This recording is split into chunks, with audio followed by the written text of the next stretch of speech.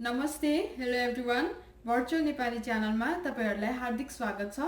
आज म नेपालको सारै नै प्रख्यात स्ट्रीट फूड चटपटे बनाएर देखाउने छु। चाहिने सामग्रीमा भिजेको चना अनि केराउ, आलु, खट्टे, चना, जिरा धनियाको धुलो, टिमुर, रातो खुर्सानीको धुलो, वाइवाई चाउचाउ, बदाम, तोरीको तेल, नुन, गोडमेला, गाजर, धनिया, कागती, हरियो खुर्सानी र प्याज। म यो भाँडामा मोल्न जाँदैछु।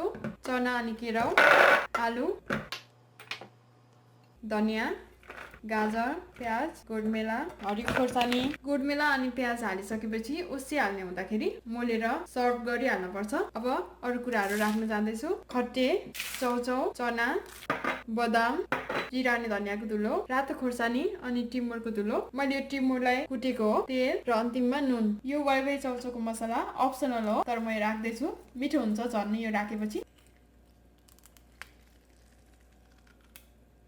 अब यो सम्पूर्ण कुराहरुलाई कागती राखेर मोल्न जाँदैछु।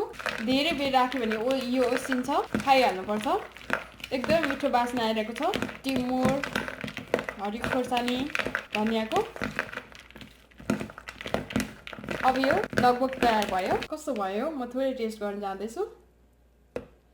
एकदमै मिठो छ। सबै कुराहरु टक्क मिलेको छ। सानो बेला स्कुल अगाडि खाएको याद आयो। एकदमै मिठो भएको छ यो।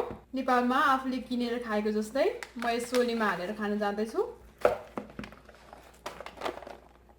ल अब यो मिठो स्वादिष्ट चटपटे तयार भयो। भिडियो हेर्नुभएकोमा धन्यवाद। लाइक, शेयर र सब्स्क्राइब गर्न नबिर्सनुहोला। अर्को नयाँ भिडियोको लागि भर्चुअल नेपाली च्यानल हेर्दै गर्नुहोला। धन्यवाद।